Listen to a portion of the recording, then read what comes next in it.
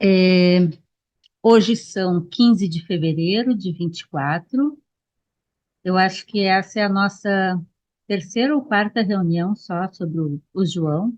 Não, terceira reunião recente sobre o João. E hoje nós vamos, então, juntar alguns comentários, pegar algumas passagens do hino de Jesus para tentar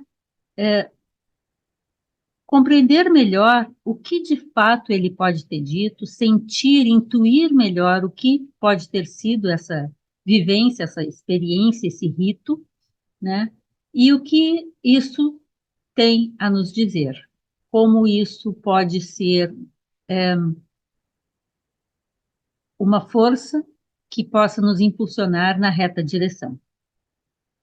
Eu vou, como sempre, eu preparei alguns slides, não são muitos, então eu vou abrir aqui os slides e para a gente poder ir conversando. Mas eu espero que cada um de vocês também tenha trazido as suas contribuições, porque isso é um grupo de estudos. Então, é adequado que cada um traga alguma coisa, participe do estudo como ativamente, né?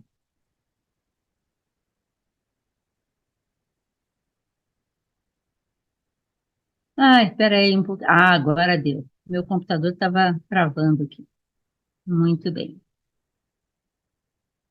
Então, eu vou abrir aqui os slides. Ai, abri errado. Não é isso.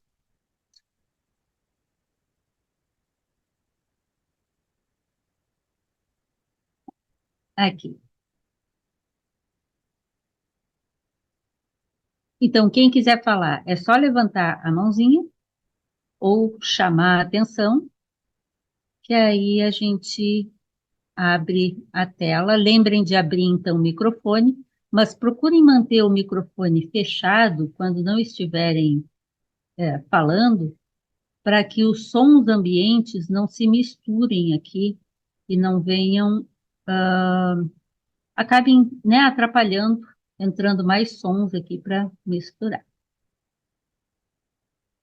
Pronto. No final da reunião, eu vou comentar sobre os nossos próximos estudos, né, sobre a palestra do fim do mês e sobre o encontro que nós vamos ter na Paraíba em maio, que a maioria de vocês já deve estar sabendo, mas aí eu tiro um tempinho só no final, curto, para a gente comentar algumas coisas. Muito bem.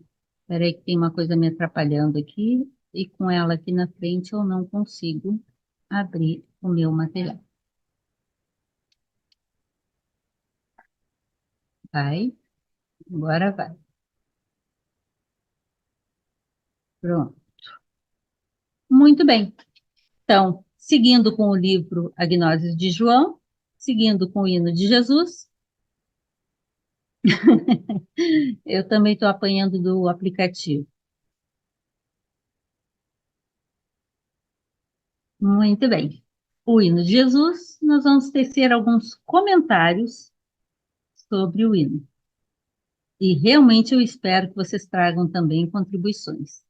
Vai ser um pouco divertido porque nós temos backgrounds diferentes, né? A gente vem de ambientes diferentes, de informações diferentes, de vivências e estudos diferentes. E alguns temas, às vezes, vão ficar bem opostos. E a senda se faz dentro da gente. Então, não tem como, se você simplesmente repete o que o outro diz, seja Buda, seja Jesus, seja Shankara, seja Lao Tse, você não está sabendo gnosticamente daquilo. Então, nós temos que descobrir essa percepção verdadeira dentro de nós mesmos, né? Entender isso como se fosse nosso, de fato, né? Ter isso nosso. Então, espera aí que tá, eu vou fechar aqui porque senão vai ficar me atrapalhando. Ok. Muito bem. Então, o hino de Jesus. Eu vou retomar alguns detalhes que eu acho que são interessantes para a gente entrar nessas discussões dos detalhes do hino, né? Eu peguei bastante coisa do outro livrinho, tá? O antigo pela editora Teosófica, que é o primeiro livro do MID sobre o hino de Jesus, e as passagens que vocês também devem ter lido desse aqui, e mais alguns outros materiais, tá? Esse é mais um registro que busca narrar os ensinamentos e vivências de Jesus e dos seus discípulos, como os apócrifos em geral são, como tantas outras há e havia que circulavam, principalmente em grupos independentes. Então, é muito falado pelos autores que o hino de Jesus não é um material que simplesmente surgiu. Ele é, por alguns autores, ele é citado como talvez o mais antigo registro, pós os evangelhos, de materiais escritos, de manuscritos, provenientes do ambiente dos discípulos de Jesus. Então, ele é considerado, tá aí, ó, o mais antigo ritual cristão, e não é o único. Aqui no Lux mesmo, a gente já fez um desses encontros do último sábado do mês sobre ritos cristãos, né? Então, nessa vez que a gente fez, isso já faz, acho que uns 2 anos, a gente falou de vários ritos cristãos, incluindo o hino de Jesus, né? E é, então, um dos mais antigos ritos de que se tem notícia, cristãos porque associados a esse grupo que se tende a entender como um grupo derivado ou próximo a Jesus, né? Mas há outros ritos cristãos. No Bruce Codex, por exemplo, ele vai ser citado nesses 2 livros várias vezes, e é muito parecido com o hino de Jesus, um rito que tem ali no Bruce Codex, que é nos livros de EO, que o Alberto está traduzindo e trabalhando em cima dele, acho que sai esse ano, e no Ascil Codex, que é o Pistis Sophia, que também tem rito ali. E tem também nos Ostrianos um rito, e tem outros locais que também têm ritos associados em torno de Jesus ou de discípulos dele, né? O Mid cita um autor muitas vezes, que é o Lipsius, né, que em 1883 publicou publicou o livro com o hino de Jesus, e ele diz uma coisa que eu achei bem interessante, por isso eu trouxe. Página 13, ele diz assim: quase todos os editores recentes é 1880, né? De tais narrativas como essa do hino, usando daquela liberdade que toda a antiguidade ansiava por permitir-se no trato dos monumentos literários, reformulavam os materiais que tinham diante de si, excluindo tudo o que pudesse não corresponder ao seu ponto de vista teológico. Afirmações dogmáticas, por exemplo, discursos, orações, que foram substituídos por outras fórmulas de sua própria autoria, daquele que está lendo aquele material. E, além disso, assim expandindo e resumindo a seu bel prazer, ou com o objetivo imediato do que tivessem em vista, afirmar. Então, é isso que a gente encontra, que a gente estava falando agora há pouco, Cristina e Renata, sobre alguns materiais que a gente vai encontrando e que muitas vezes eles estão traduzidos e comentados e indicados seguindo um determinado contexto, e isso acontece em qualquer lugar, né? Tudo que eu vou falando aqui é aquilo que eu seleciono como sendo, me parecendo ser associado. Eu juro para vocês que eu tento ser muito responsável nisso, mas é a minha opinião, é a minha visão sobre o assunto a partir das experiências e das vivências que eu tenho, né? Então, o Lipsius, quando fala disso, ele defende que o gnosticismo presente nesses textos, como no Hino de Jesus, nos Atos de João, né, ele não deve ser atribuído ao gnosticismo maniqueu do século III, porque isso é muito frequente, dizerem que os materiais apócrifos são do tempo do Mani, que é século III, 200 e pouco, né? Mas que o Hino de Jesus, ele é do século II, 150, cento e pouco, né? Quando os tais textos constituíam os principais meios de divulgação pública gnóstica. Tais ensinamentos foram muito atacados a partir do século II pelos padres e bispos da igreja que estava se construindo, né? É nessa época, 150, 180, que a ICAR começa a se construir e se estruturar. E por isso que entre o século II e III é onde começam a insistir na adaptação de certos materiais. Por exemplo, vocês já devem ter ouvido a Alaia comentando no grupo Viveca que existe uma passagem no texto de Irineu que é contra as heresias, adversos heresias, em que ele cita uma passagem do apócrifo de João e diz: olha o que esses malucos dizem, e interpreta aquela passagem para tentar desmerecer a passagem. E assim ele fez salvar, até os nossos dias, ou até os dias, pouco depois dos dias dele, uma passagem que hoje a gente pode ver no original, uma passagem que existe nos textos de Nag Hammadi, né? Então, esses ensinamentos eram muitas vezes atacados, e o hino de Jesus foi muito atacado, porque ele é muito explícito, como um rito conduzido por Jesus, com palavras, termos, abordagem extremamente filosófico-místico-gnóstica, e que então não compartilhava da construção dogmática que estava sendo construída, que estava sendo feita para dar bases a ICAR. Né? ICAR é a Igreja Católica Apostólica Romana. Tá? Então, esses ensinamentos eram atacados pelos padres e bispos dessa igreja ortodoxa, trazendo ridicularizações, deturpações e algumas insinuações desabonadoras àqueles materiais, para que eles não fossem considerados de valor. Isso é disputa que a gente vê no nosso meio político, por exemplo, isso é extremamente frequente, né? Era aquele ambiente daquela época. Assim, muitos desses materiais foram adaptados, adulterados pelos transcritores, tradutores e estudiosos posteriores à produção daquele material, porque o hino de Jesus,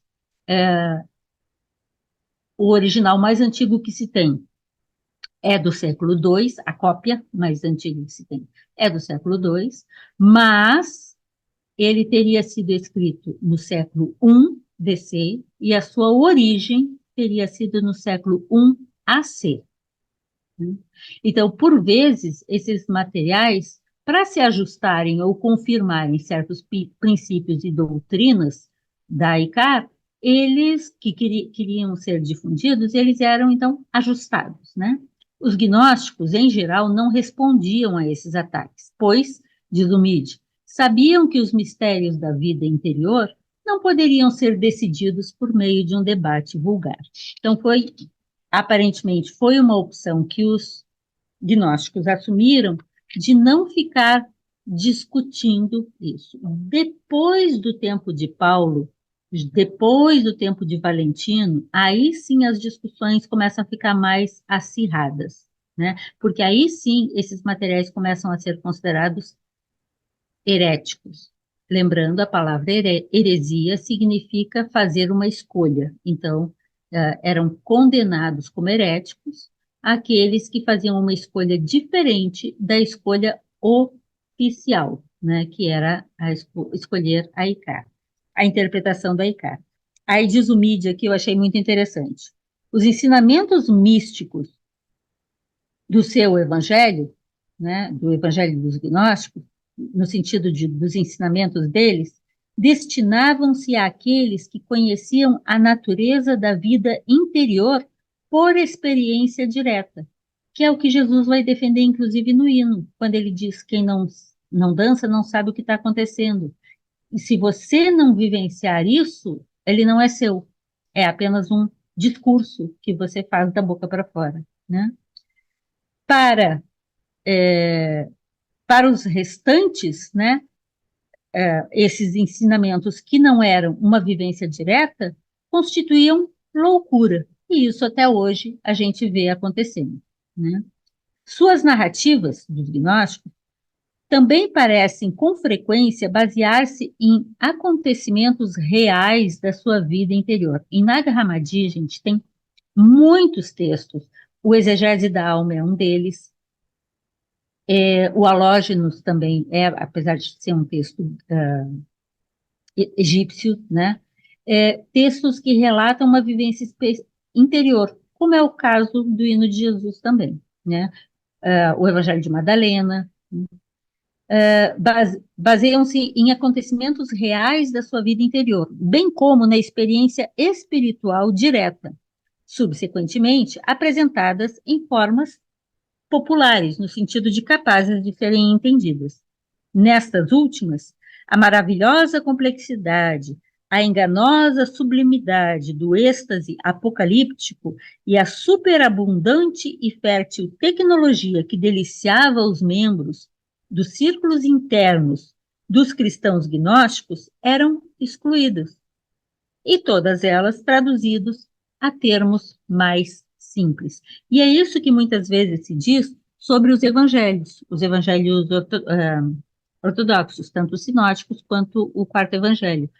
Por quê? Porque tem o sentido, e isso está nas palavras de Jesus, inclusive no próprio evangelho, quando ele diz aos demais eu falo em parábolas, mas a vós, meus discípulos, eu falarei sobre os mistérios do reino dos céus, né?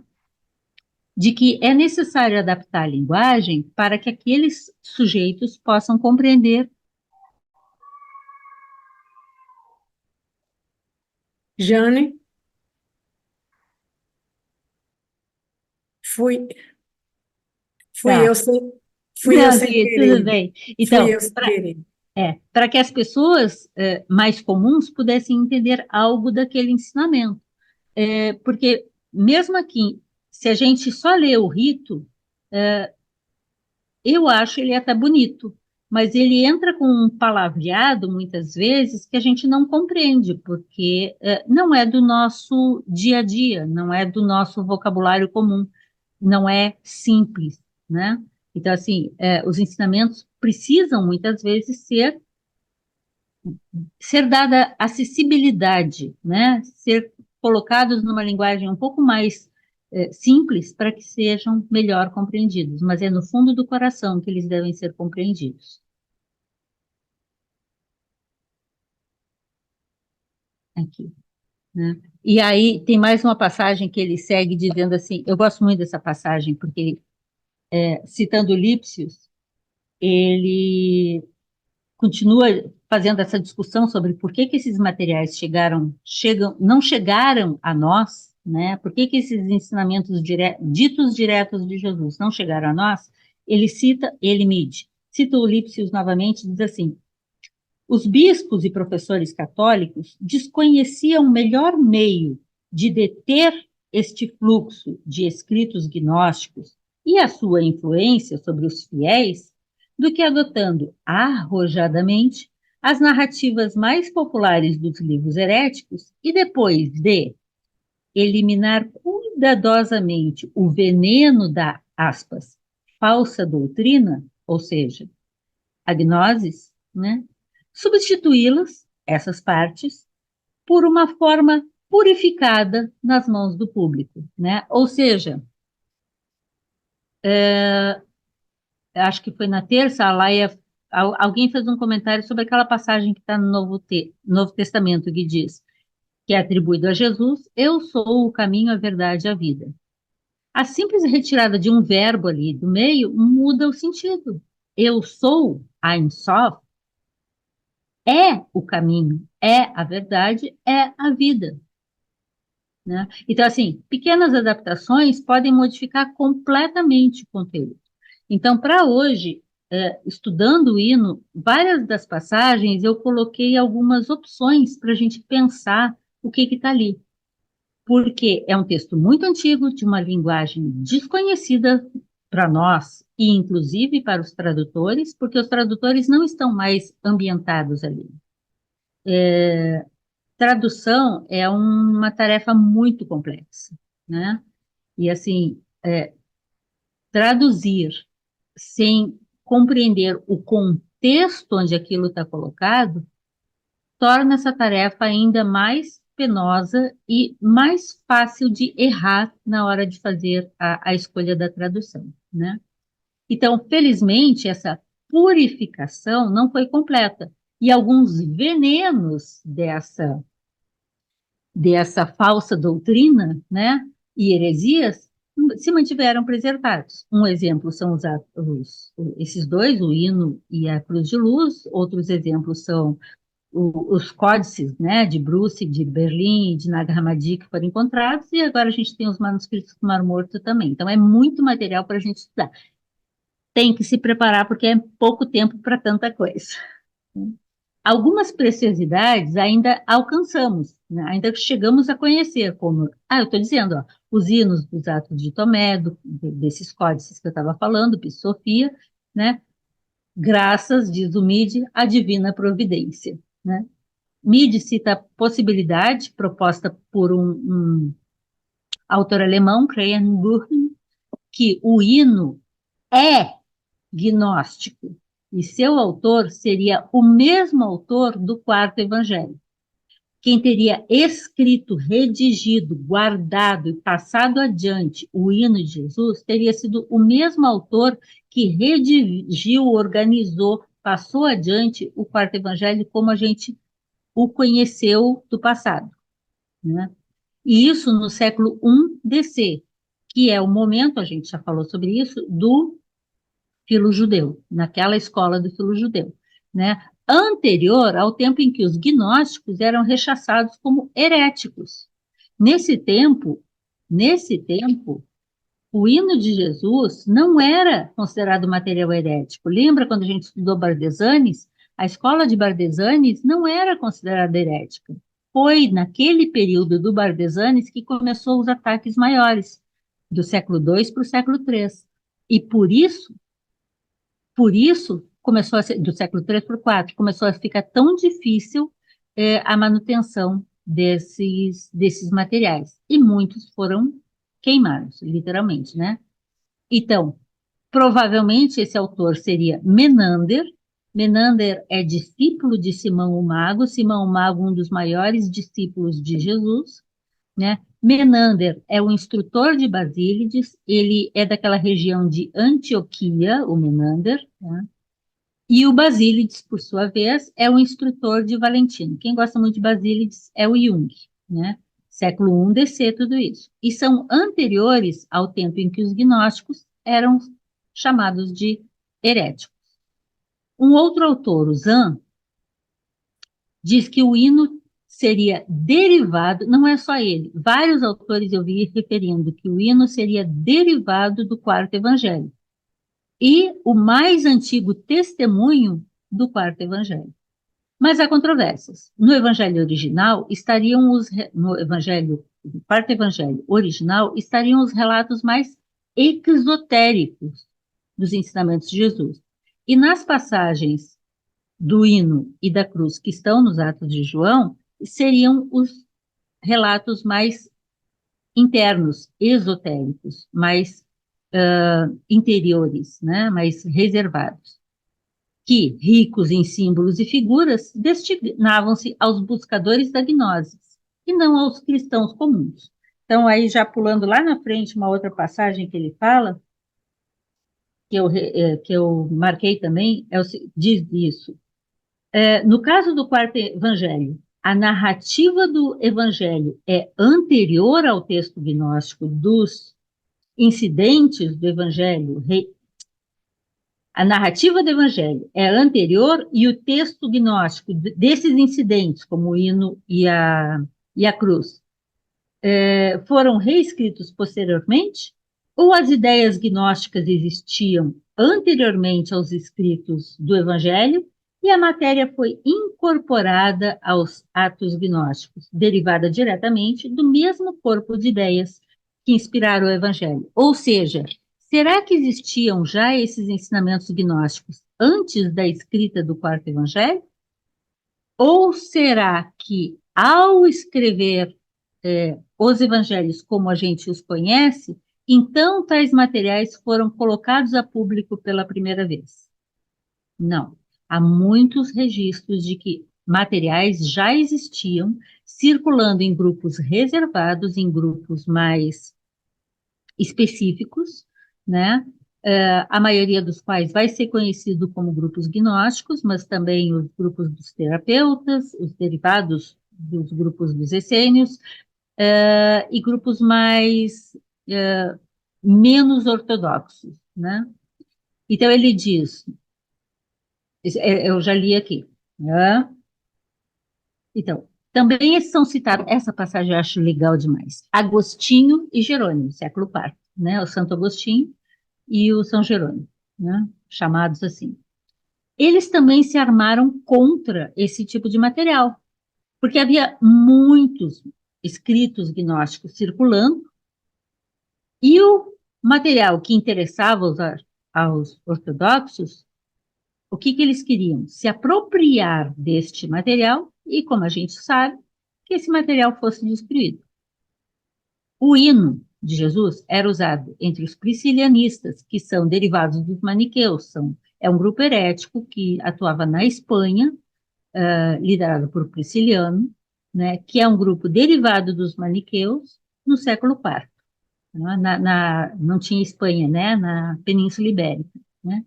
Seretius, que é um desse tempo também, é um dos ortodoxos, ele pegou alguns desses materiais, escolheu alguns que a ele pareciam mais interessantes, e ele manda esse material para o Agostinho, porque Agostinho era um dos grandes pensadores, né, da ICAR. E dentre os materiais que o Agostinho recebe por mãos dos Seretios, que ele tinha recolhido, materiais que estavam entre grupos gnósticos, né, e eram recolhidos, porque não podiam circular. Dentre esses, o Agostinho pega esse hino e diz, respondendo numa carta a Seretios, que esse hino é dos hereges e, portanto, não deve ser apresentado, porque o Seretios tinha gostado do texto e achando que devia ir para os materiais a serem disseminados pela igreja, né? Aparentemente, o hino de Jesus, e esse é o meu pensamento também, estava isolado, não estava nos Atos de João, né? E é interessante ver que esse hino, ele é citado, possivelmente é ele que está sendo citado exatamente por causa desse contexto, tanto em Mateus quanto em Marcos, né? Quando diz que o hino deu sequência a um momento que Jesus estava ali conversando com eles. Diz aqui, eu já li essa parte, quanto ao hino, é o que o Agostinho responde, quanto ao hino, que eles dizem ser de nosso Senhor Jesus Cristo, é o Agostinho falando, e que tão alto elevou a sua veneração, porque realmente é um material muito bonito, é comumente encontrado em escritos apócrifos, não peculiares, e que são dos priscilianistas, mas usados por outros hereges.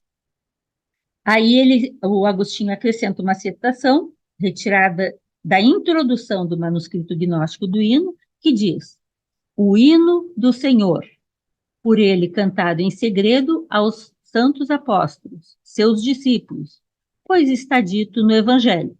Agostinho, século IV, dizendo que no material que ele tinha em mãos, que era proveniente de heréticos, estava dito: e após haver cantado um hino, ele subiu a montanha. Este hino não foi incluído no cânone devido àqueles que pensam de acordo consigo próprios, ou seja, os heréticos, que fazem uma escolha, que pensam de acordo consigo próprios, e não de acordo com o Espírito e a verdade de Deus. E isso sim está escrito. É bom ocultar o sacramento do rei, mas é honrado revelar as palavras de Deus. Então, aí o Mide comenta que é muito difícil interpretar tudo que está dito nessa passagem do Agostinho, mas já nos dá um elemento, que é olhar em Mateus e em Marcos como essa passagem está ali colocada. Eu achei que tinha posto aqui a passagem, mas a passagem diz isso. E depois de cantarem o hino, subiram ao Monte das Oliveiras. Vocês já devem ter visto, a gente citou na outra reunião. James, que é quem pela primeira vez publica o hino em inglês, né, em 1899, né, diz o hino tinha sido recentemente descoberto num manuscrito que era do século XIV e estava na Biblioteca Imperial de Viena, né? Dessa versão que o James publica que o Meade faz a sua publicação em 1907, né? E novamente ele faz novos comentários em 1913. Então, essa daqui é a publicação do Meade de 1907. E aqui está o restante da publicação, os comentários dele de 1913, né? O hino e a cruz têm um tom docético. O que é esse tom docético? O que é o docetismo? É aquele que defende que existe um corpo sutil, um corpo, entre aspas, ilusório, com o qual o mestre dá as instruções. Mas, quando aspectos simbólicos e soteriológicos, que diz respeito à alma, né, ao caminho da alma, são tornados físicos e objetivos, como muitas vezes isso acontece, perde-se muito desse significado docético, né? Então, todo esse drama sagrado, ele é representado por uma dança circular, realizada pelos participantes que ali estão presentes, de modo místico, é uma prática mística em um local reservado. Então, terminando a minha introdução, o hino estava, peraí, que aqui tapou para mim. O hino estava nos Atos, os Atos de João, mas sabe-se que já circulava isolado entre alguns grupos, como maniqueus, como os cátaros, como os priscilianistas, e possivelmente nessas primeiras comunidades ditas cristãs, derivadas daqueles primeiros ensinamentos, especialmente nas mais místicas, provavelmente anterior a Leucius. Quem era o Leucius? Leucius, discípulo do filo-judeu, que no século I DC reúne esses materiais e é o responsável, considerado responsável por escrever, por reunir e montar estes atos gnósticos. Ele, esse hino, é uma parte que sobreviveu de um antigo ritual, onde de forma dramatizada é apresentada uma fase da união mística, o sagrado matrimônio, prévia à câmara nupcial. Então, vamos lembrar, em Filipe a gente vê a descrição, e não é só em Filipe que aparece a câmara nupcial, aparece também no Apócrifo de Tomé, aparece no Apócrifo de Filipe e aparece em outros materiais na Biblioteca de Nag Hammadi e também tem referências no manuscrito do Mar Morto. Então, essa referência à câmara nupcial é a referência à união entre os polos, não é um homem e uma mulher, mas os aspectos que reunidos fazem a verdadeira yoga, o despertar do Cristo em vós. É o reencontro da alma com o Supremo em si, com o Cristo em si, né? Então, esse é o sagrado matrimônio que, uma vez executado, ele é permanente, ele é indissolúvel, né? Então, Meade refere à provável adoção de certos elementos extraídos de círculos mais internos de ritos pagãos privados, que foram incrementados, trazidos, transformados, transfigurados para propósitos mais cristãos. Então, misturando mistérios de alguns grupos predecessores e mistérios de Jesus. Só que Jesus bebe nesses mistérios anteriores, e quando a gente começa a estudar Jesus mais a fundo, a gente começa a ver o Egito nele, a Índia nele, a Grécia nele, né? Ensinamentos de grandes personagens, de grandes grupos anteriores a ele, presentes nas suas palavras. Então, não há consenso sobre se todas as expressões são, de fato, palavras na boca de Jesus, ou se havia um interlocutor que com ele dialogava em uma parte do hino. Isso é uma das coisas que nós vamos discutir hoje. Meade defende que há dois participantes, o Salvador e aquele que deve ser salvo. Agora nós vamos discutir, a partir daí, isso. O que é que vocês pensam? Se é um personagem ou se são dois, e como vai acontecendo o hino como um todo. O hino começa com uma preparação e uma invocação inicial. Só que eu vou tirar a minha tela agora e quero saber se alguém quer fazer algum comentário, sobre a introdução ao hino, ou se a gente pode começar, então, a pegar tópicos do hino para a gente discutir. Que eu já botei um primeiro tópico aqui. A Jane é muito acelerada. Algum comentário? Não? Porque o hino começa com Jesus chamando eles para fazer o circo e faz uma invocação. Então eu botei de cara a invocação, porque eu acho que só ali a gente já tem muita coisa para falar. Eu até ia fazer uma animação aqui, mas esqueci, né? Em geral, nas tradições gnósticas, a gente observa que é muito comum essa invocação trina, de um pai, mãe, filho, e nessa ordem, né? A trindade, que acontece em tantas religiões e filosofias diferentes, aqui também aparece. Só que ela vai receber diferentes nomes a depender do grupo ao qual está vinculado, né? Então, Jesus faz uma invocação inicial que é repetida no final. E digo para vocês que, das várias versões que eu vi, em cada uma as palavras estão muitas vezes colocadas diferentes. Então, para facilitar para a gente, seria pai, mãe e filho. Mas é Iaô, Caris e Logos? Ou é Nus, Barbelô e Cristo? Ao longo do texto, vocês vão ver que diferentes palavras são usadas, mas me parece que dentro do contexto gnóstico seria Iaô, Barbelô e Cristo. A mim me parece que essas três palavras traduzem melhor o que eu tenho visto de como provavelmente o mestre instruía os seus discípulos, né? Agora, Cristo é o mesmo que Logos, que corresponde ao Filho. A Barbelô é chamada de Sagradum, é chamada de Espírito Santo, o chamado Pai, Mãe, Pai, Filho, Espírito Santo. O Espírito Santo é o aspecto mãe, né? Então é Pai, Mãe, Espírito Santo, Filho. Então, Barbelô é o Espírito Santo, é Cáris, é o Sagradum, que é o aspecto mãe, é o aspecto feminino, é o aspecto útero, é o aspecto que, uma vez estimulado, gera a condição de gerar um filho. Quem é o filho? A humanidade. Por isso que o Cristo é um só, que é esse aspecto filho em cada um de nós, né? E ao final, lá no final do hino, é repetida essa mesma doxologia tríplice, né? O que vocês acham? Algum comentário? Fala, Mazé. Oi.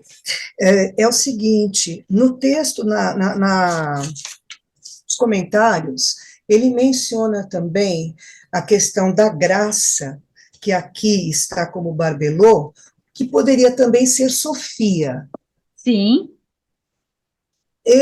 Para mim, como mãe, entendo melhor essa versão, sabe? No lugar da graça, eu colocaria Sofia, não é? Acho que, sei lá, para mim faz mais sentido. Ele fala isso e eu achei que eu tinha posto ali. Sofia é chamada de Tríplice Sofia. Tem a Sofia Mãe, que é essa, que é Barbelô. Tem a Sofia Intermediária, né? E tem a Sofia Caída. Então, a Tríplice Sofia, tem alguns textos que vão explicar sobre essa Tríplice Sofia. Eu acho que acabei até não botando ali, exatamente por causa dessas confusões, a qual Sofia ele se refere, mas seria a Sofia Mãe, a Sofia Espírito Santo, a Sofia Barbelô. Então, depende do texto que a gente está lendo, a gente vai encontrar diferentes palavras. E é isso que eu comentei ali no começo, que a primeira vez que eu vi esse texto foi em 1993, 92. E aí, essas questões, eu continuo com elas, né? Mas eu percebi que cada tradutor faz muitas vezes escolhas muito distintas, e por isso que eu gosto de ler. Até a reunião passada alguém comentou isso. Diferentes versões. Ah, a Vanéry falou disso. Quando a gente vê diferentes autores falando daquilo, às vezes você encontra um significado que não é uma palavra, mas é uma sensação, é um sentimento, é uma intuição de algo que aquele conjunto quer dizer. E que às vezes você não acha a palavra, mas você entende o que quer dizer. Né? Eu acho que era isso que você estava referindo, né, Vanéry? Para mim também isso é muito forte. E eu trouxe hoje, ao próximo slide, vários exemplos disso, de coisas que eles, autores diferentes, traduzem de modos muito distintos, mas quando você joga tudo dentro do mesmo balaio, você diz, é isso. E às vezes é traduzido por uma expressão, não por uma palavra, né, para a gente achar isso. Vamos ver se a Vanéry me ajuda. Fala aí, Vanéry. Eu concordo mesmo com isso, porque a questão da tradução depende de contexto e de uma leitura de mundo, né? Ou seja, saber falar uma língua é entrar num outro processo de leitura de mundo. Imagina algo dessa dimensão ainda cifrado. Então, se a gente tem paralelos, a gente desgruda da nossa forma pequena de pensar o mundo, Uhum. né, para poder alcançar elementos que nutram esse desgrudar, porque eu acho que é isso que a gente precisa muito fazer também. E assim, complementando o olhar que você estava falando, para mim também faz muito sentido falar de Barbelô, do 2, aquele que desliza do 1, aonde toda a projeção Uhum. daquilo que virá a ser manifesto começa a fazer sentido. Para mim faz sentido porque para frente ele vai falar a dança da graça, né? Ou seja, se não tiver esse útero para receber isso, começou o movimento. Entende? A partir do momento que essa projeção já iniciou o movimento, o resto vai ser desdobramento, porque o 2 já se faz o É fim. essa graça que permite que o movimento comece. Exato! Para mim, por isso que Barbelô faz muito sentido. Total, total, concordo. Você disse uma coisa antes e eu já esqueci. Do Depois contexto, volto. tá. Paciência, mas você comentou um detalhe que, e agora você comentando sobre o 2, sim, eu esqueci dessa referência. Eu gosto muito da doutrina secreta também, não vou falar de doutrina secreta da Blavatsky, o Baspadharma, né, que é tradição Kalachakra, budista, mas ele fala isso, o 1 é o ponto no centro do círculo, o 2 é a linha, que permite iniciar a polaridade, que vai permitir a primeira figura sólida, que é o triângulo, que é o 3. É a primeira figura sólida que tem. E aí a gente começa a viajar, viajar no sentido de exercitar a mente no simbolismo, e você consegue, na minha opinião, muitas vezes compreender muito mais e muito além das palavras. Lembrei, as palavras não são possíveis de traduzir tudo que se quer falar. São João da Cruz falava disso, o Evangelho de Filipe chama atenção disso, de que não é possível colocar a verdade em palavras, e por isso às vezes a gente fala demais e diz pouco, né? Mas eu sei, eu acho bem difícil. Eu era mais falante, acreditem, eu sou menos falante hoje. Mais algum comentário? Vaneri, muito obrigada, eu concordo. É exatamente esse o sentimento que eu tenho. E quando eu trabalhava com esse texto, tem coisas que eu não sei como dizer, mas quando a gente passa realmente isso de uma língua, uma linguagem, um vocabulário para outro, você tem que conhecer muito daquele vocabulário, mas você tem que conhecer aquele contexto, porque senão o vocabulário não é o suficiente. Você precisa sentir mais do que aquilo ali, você tem que ter ouvidos para ouvir, né? Porque é Então, além da palavra concreta. você quer trazer para o seu, prender no seu, na sua forma de entender o mundo, aquilo que está escrito. E aí já reduziu. Eu amo o Google Translator, mas ele não serve para esse tipo de tradução. Porque aí ele bota uma palavra e você diz assim, sim, essa palavra significa essa palavra, mas não é isso. Então, às vezes complica. Vamos lá, mais alguma colocação? Vou adiante.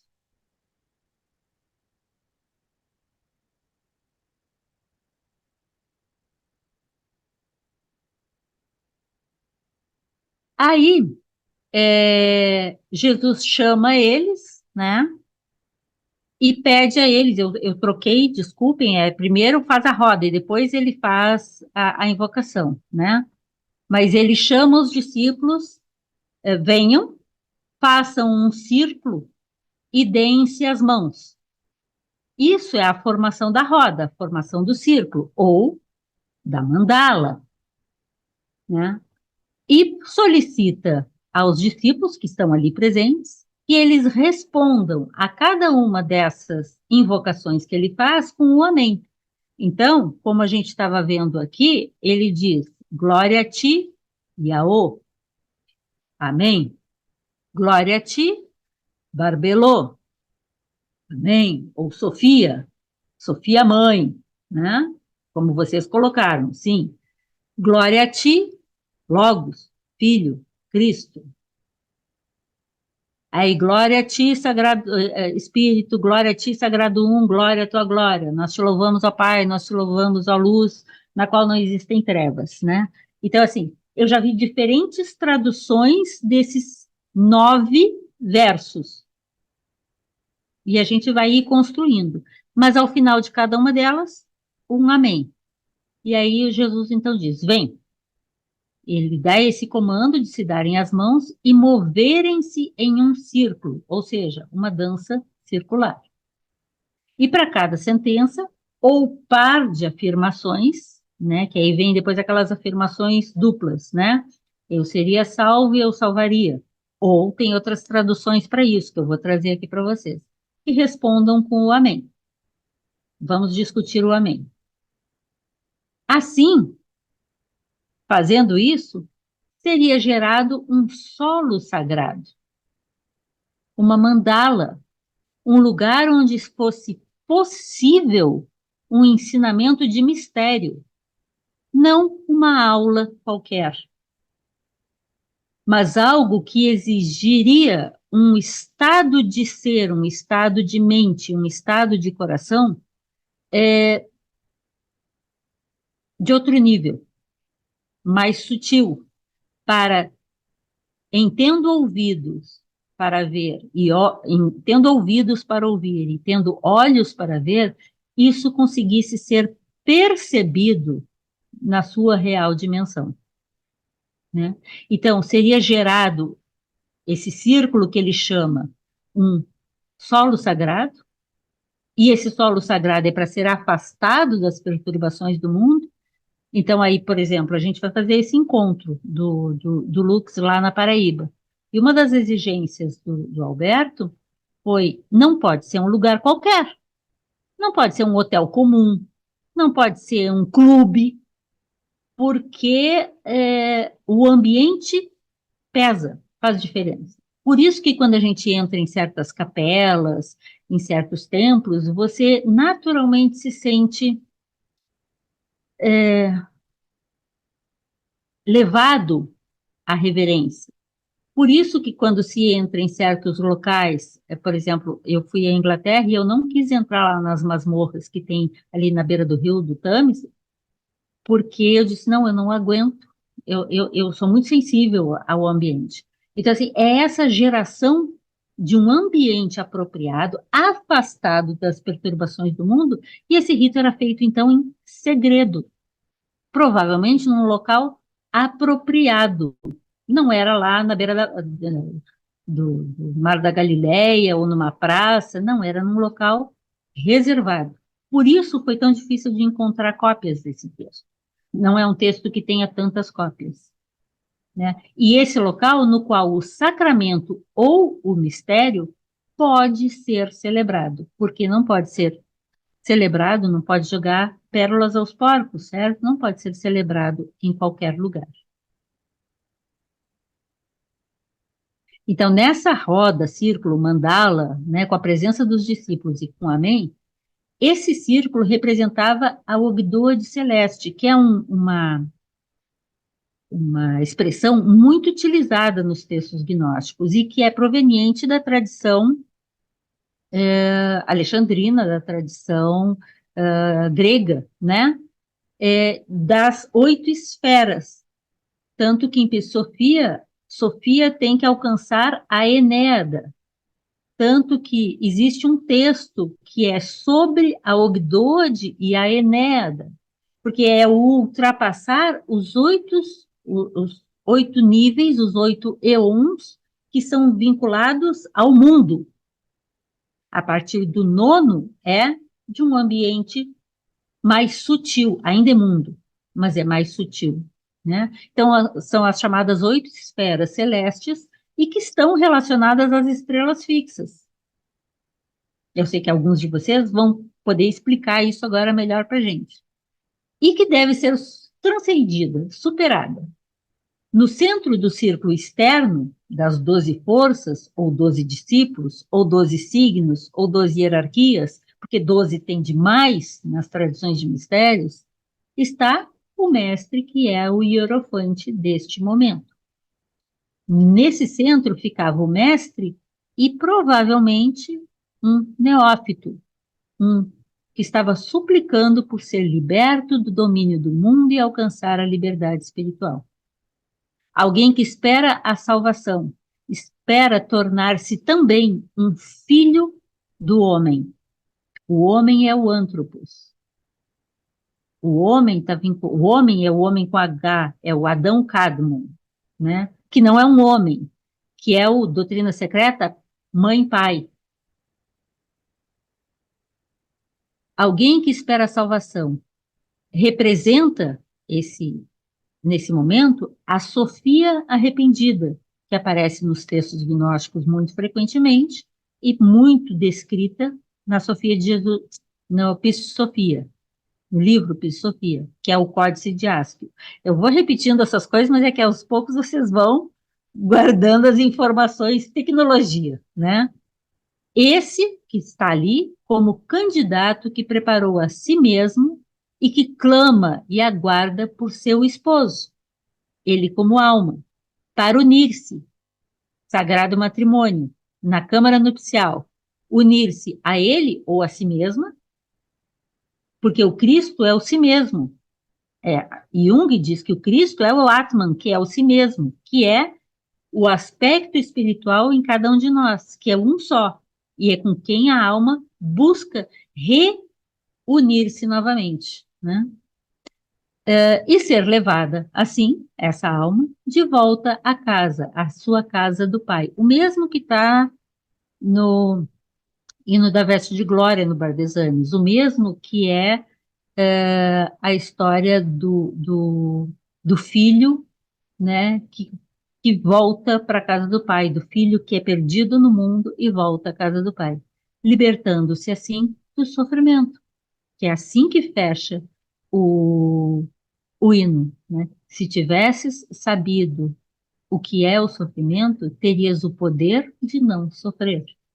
Então, Jesus está totalmente coerente com todas as tradições espirituais verdadeiras. E mais um slide só sobre isso. Amém, que fecha aqui, seria um termo hebraico, segundo assim pensa o Nietzsche, que é uma forma solene de afirmação. Na página 44, ele diz o seguinte, que eu achei interessante. Conta-se que, na grande sinagoga de Alexandria, na conclusão da doxologia dos leitores, dos que estavam acompanhando o rito, o atendente assinalava com uma bandeira para que a congregação, quando era para a congregação responder amém. Então, havia uma entonação, uma intuação, né, feita pelo líder, e quando o assistente levantava a bandeira, era para a congregação responder amém, né? Então, nós vamos fazer agora essa discussão sobre o que é esse amém, né? Mide também cita Plutarco, sobre Ísis e Osíris, tradição hermética. Amém, no Egito, era uma palavra de poder, de uso teúrgico, como uma palavra mágica para evocar o Ka de uma pessoa, ou a divindade invisível, né? E que é como o Pranava, né? Que é o Om indiano, né? Então ele diz aqui, é só um pedacinho, Plutarco no tratado. Além disso, enquanto a maioria pensa que o nome próprio de Zeus entre os egípcios seja Amon, o qual, por uma leve mudança, nós chamamos de Amon, aí tem formas diferentes de escrever aqui. Maneto, o Sebenita, o grande Maneto, um grande sábio do Egito, século 4 a 6, se eu não me engano, não tenho certeza. 3. Considera-o o seu aspecto oculto, o amém, o aspecto, ou amon, aspecto oculto, e que o uso do som articulado torna claro esse seu poder oculto. Ou seja, uma palavra de poder que invoca a própria divindade interna, o amon, que é o amém, que é uma palavra de poder que invoca, chama o Ka, o Cristo, o Logos em cada um, e que por isso fecha cada invocação de poder, cada fala solene daquele rito. Então, para terminar, é necessário ter foco, determinação, objetivo para conhecer o ensinamento. Para conhecer, cognoscer gnosticamente, de fato, o ensinamento. Tem que ter foco, determinação, objetivo, reta percepção para compreender internamente o mistério. Não é uma simples repetição. Pai nosso que estás no céu, santificado seja o vosso nome, venha a nós o vosso reino, seja feita a vossa vontade, assim na terra. Om mani padme hum, Om mani padme hum, Om mani padme hum, Om mani padme hum. Isso não tem sentido, isso não tem significado, é articulação, é exercício verbal, é exercício da mandíbula e das cordas vocais. Mas tem que estar envolvido nisso, nessas palavras de poder, para que elas tenham, de fato, esse poder. Um grupamento humano reunido em busca desse um mesmo objetivo, e aí eu estou falando da roda, do círculo, da mandala, e nós vamos chegar na dança, pode constituir-se como um organismo cósmico em miniatura, um reflexo daquilo que está no alto, como um meio de colocar em atividade no mundo grandes forças do cosmos, ou forças maiores do que simplesmente o nosso grupamento. E quando isso acontece, aí me referindo aqui ao hino, né, no sentir o entusiasmo dos movimentos, e eu acho que isso vocês sentiram quando a gente estava lendo, né? E a conexão com o alto, aí Jesus diz, pois quem não dança não sabe o que está acontecendo, e convida que todos entrem de fato na dança. Então eu vou parar agora que eu quero ouvir vocês falando. Sobre a roda, o círculo, a mandala, a presença dos discípulos ali, a representação dos números da Ogdode, das 12 hierarquias, das forças do zodíaco, o Amém, o que vocês têm e pensaram e podem trazer para a gente conversar sobre esses aspectos? Alguém tem a mãozinha para levantar?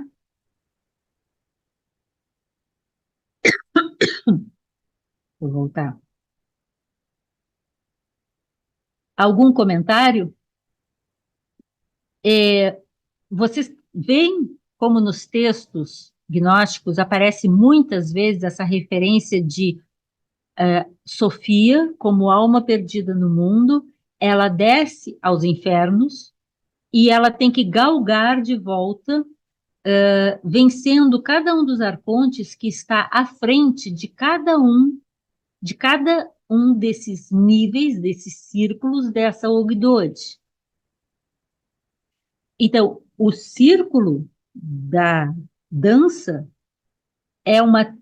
me parece ser como outras danças circulares, uma tentativa de representar forças outras. Mas isso também vai estar imbuído das forças ali presentes, do solo sagrado e mandala que tenha sido gerado para aquele acontecimento. E por isso que eu digo que é muito perigoso fazer tais movimentos sem estar imbuído de um razoável grau de purificação e de compreensão do que você está mexendo, do que você está fazendo. Tamer,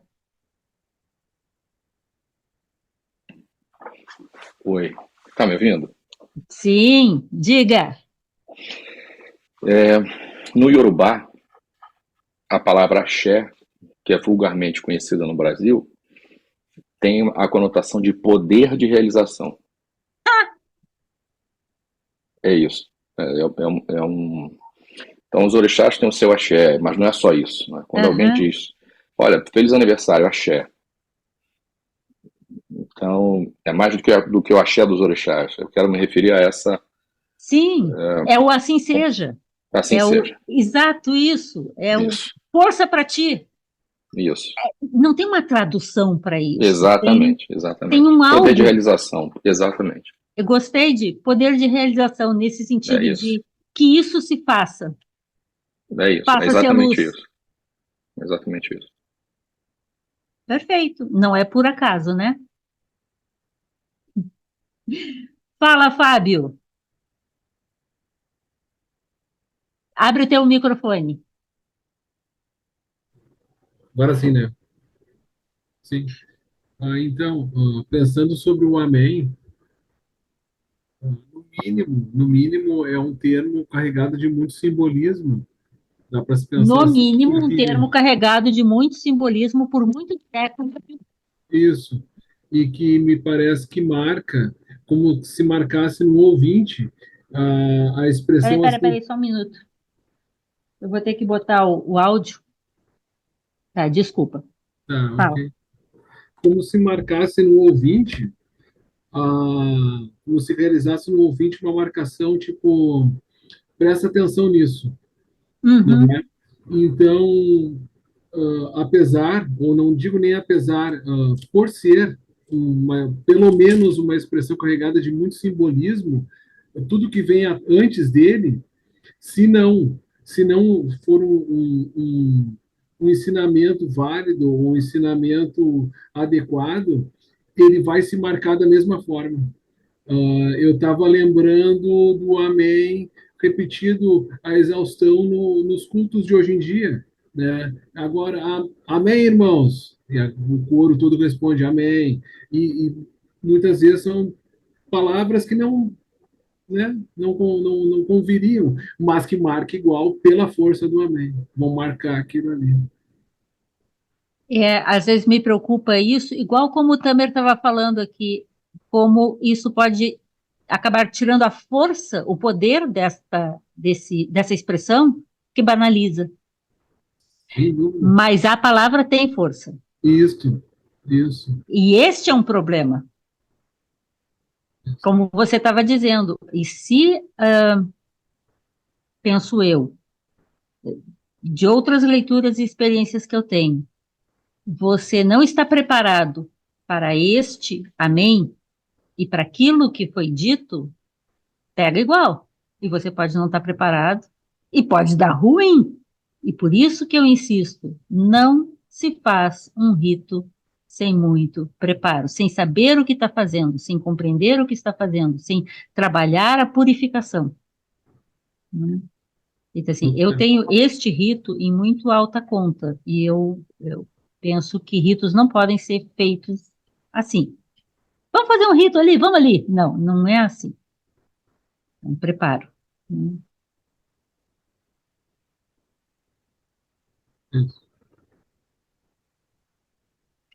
Obrigada, Fábio. Concordo com você. E foi bom o exemplo. E é semelhante ao que o Tamer disse. É axé para qualquer coisa, né? É uma palavra de poder. A gente tem que pensar bem como está conduzindo, porque ela tem poder. Concordo. Cristina? Bom, eu tenho mais dúvida do que certezas. Aliás, eu só tenho dúvidas. Eu também. Mas assim, o que eu vejo nesse rito e também no Amém, é uma dualidade. Você pode usar tanto o Amém, por um lado, de uma falsa luz, que seria o Adonai, Menek, Nehemon, como você pode usar aquela representação do círculo como sendo os arcontes. Então, em tudo, eu vejo essa dualidade. Então, cabe muito aquilo que você fala, né, do propósito, de saber para quem você está falando o amém, para quem você está se direcionando. Então, quando você fala um amém, que é uma palavra banalizada, você não sabe para quem você está direcionando, você não sabe que tipo de acordo você está fazendo. Isso eu acho extremamente perigoso. Quando você não sabe exatamente a origem da palavra. E não é só o amém, não é só o axé, são todas. É qualquer mantra que você repita sem saber o significado. Porque tudo é dual, nesse mundo, pelo menos. É isso. Muito interessante você colocar isso, essa chamada de será que eu sei o que eu estou fazendo, né? Nossa, obrigada, Cris.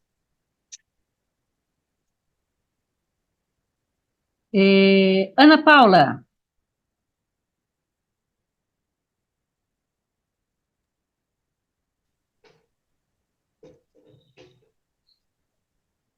Oi, Jane. oi. Boa noite, licença. Eu gostaria de lhe fazer uma pergunta, se você a senhora puder me responder. É, as frases, as sentenças que são trazidas no hino, elas têm, logo a seguir, como a senhora disse, uma dupla afirmação. A senhora sabe dizer o porquê dessa dupla afirmação? É o próximo slide que eu quero colocar, porque eu também tenho essa dúvida. Há leituras muito diversas sobre isso, e eu vou trazer para a gente tentar intuir, né, esse motivo. Mas tanto pode ser, para não deixar sem falar, tanto pode ser porque Jesus está dizendo que ele precisa ser salvo para ele salvar, quanto pode ser como eu posso salvar o outro, o discípulo que está ali sendo iniciado nesse momento, diz eu quero ser salvo. Né? Nós vamos discutir isso, inclusive porque tem muitas traduções, viu, Vaneri? Muitas traduções diversas para esse conjunto de afirmações duplas. Acho que é dessas que você está falando, né, Ana Paula? Isso Não sei. mesmo. Isso, é. Então, nós vamos passar para o próximo já já. Tá, Vou passar para a gratidão. Renata, aí a gente volta para esse. Fala, Renata. Gratidão. Eu que agradeço. Eu queria complementar, esqueci o nome da pessoa que falou A Cristina, que palavra, ou Tamer, ou palavra é Fábio. energia, que palavra é uma energia em movimento, né? E aí, claro, é o assim seja, o axé, o amém, e tal, mas o pensamento também né? Então, não só as palavras, mas os pensamentos também têm que ser monitorados, né? Mas o que eu queria comentar mesmo é que hoje, não por coincidência, eu assisti um vídeo do professor Alberto sobre o princípio da impermanência. E eu acho que casa muito com esse hino também, quando aí eu tô aqui no pedacinho de eu fugiria, eu permaneceria, eu adornaria, eu seria adornado, que acaba sendo formando esse movimento da dança, né, da mandala, que é o ciclo da vida, morte e vida, né? Eu achei essa parte muito interessante, muito, muito. Isso é uma coisa que me tocou assim profundamente, esse ciclo de impermanência. É isso. Nós vamos ver esses mais ainda agora, exatamente na mesma linha que a Ana Paula estava trazendo. Fala, Tamer. É um adendo ao que falou a Cristina. Eu convivo muito com esses povos africanos especificamente os Yorubás, e eles têm um cuidado muito severo com o que dizem, porque acreditam no poder da palavra. Da palavra. E eu fico muito impressionado como nós conseguimos aqui no Ocidente esvaziar o significado das coisas. Então eles não admitem, por exemplo, um devoto de orixá amaldiçoar os outros. Eles dizem, olha, a boca que cultua orixá não pode amaldiçoar os outros. Não é possível, né? E é o que mais a gente vê nas casas de culto afro-brasileiro. As pessoas de cuja boca sai maldição o dia inteiro, desde a hora que levantam até a hora que se deitam. E não é muito diferente no ambiente cristão, né? Eu sou de família cristã e aí é isso. Para a gente ter mais cuidado com o que a gente fala, né? Com absoluta certeza. Com absoluta certeza. Ai, lá vou eu, peraí. Vamos às frases duplas, então.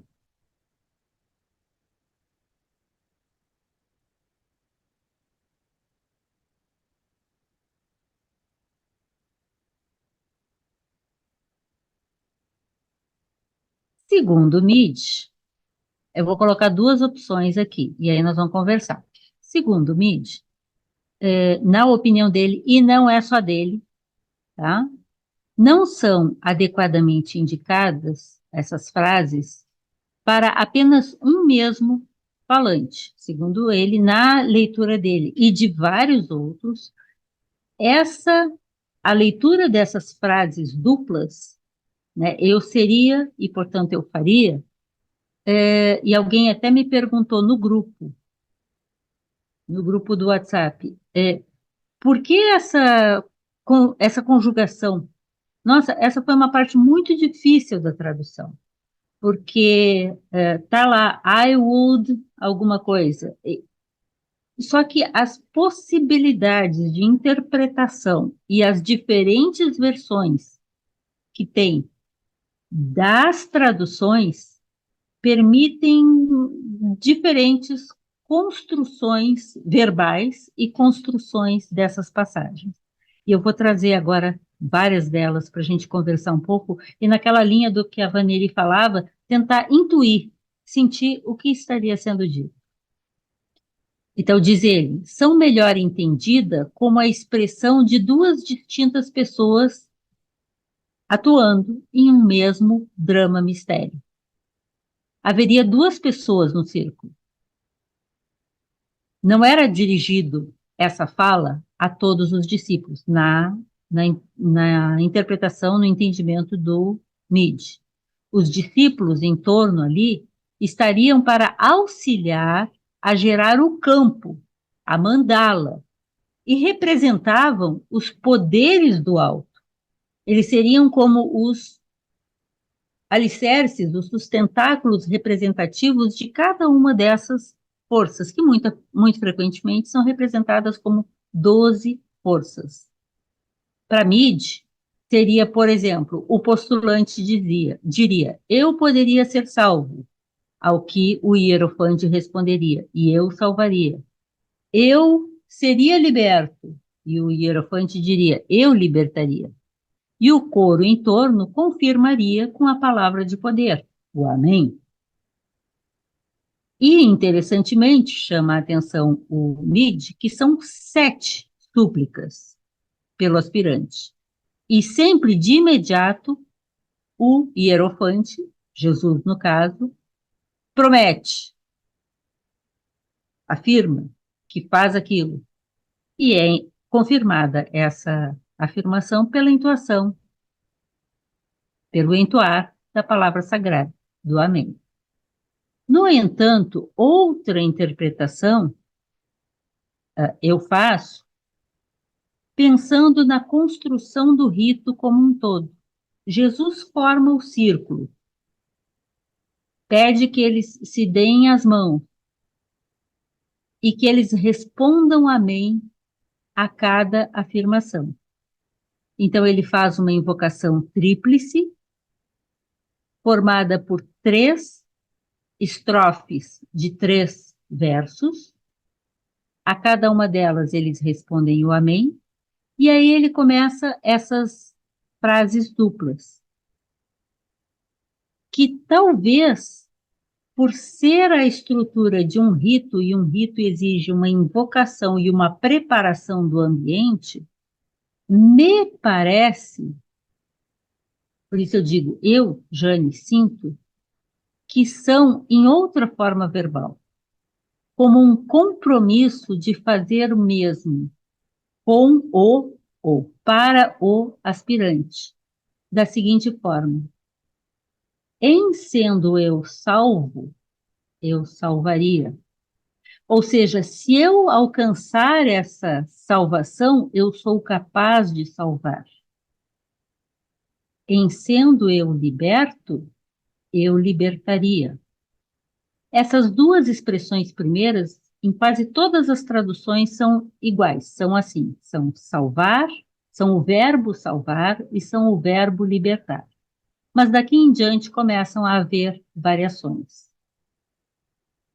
Sendo eu desmanchado pelo amor, ou, olha aqui, Vaneri, diluído, ou ferido, ou quebrado, são traduções diferentes que eu encontro, ou trespassado, inclusive o Midi faz um comentário sobre essa passagem, em que ele diz, ele relembra aquela ideia na cruz de Jesus ter sido, não ter sido furado, né, por uma lança, né? Então, sendo eu dissolvido, é mais, eu nem botei aqui, dissolvido pelo amor, eu também desmancharia, dissolveria, feriria, quebraria, trespassaria. Então, essa aqui, essa terceira súplica, ou essa terceira linha, para mim é muito difícil de ser compreendida. Opa, fui para o lado errado, desculpem. E a quarta, sendo eu gerado, eu geraria. Ou, se eu nascesse, eu daria a luz, ou eu traria a luz. São os problemas da tradução, gente. Sendo eu alimentado, eu me tornaria alimento, ou eu alimentaria, ou eu comeria e seria consumido, porque eu me tornaria alimento a ser consumido. Entendam o simbolismo disso num rito. Eu ouvindo,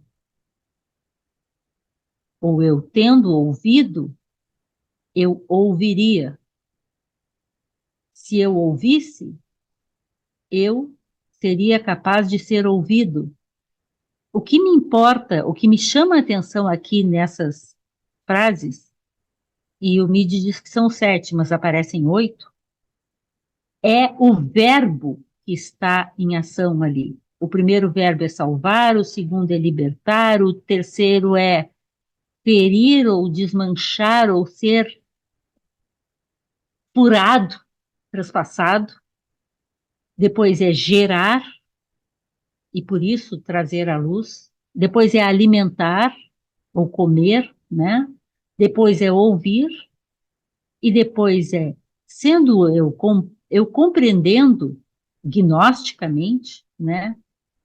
Eu me faço compreensão, me faço nus, que é uma das traduções que eu encontrei também. Ou eu compreenderia e, portanto, eu instruiria.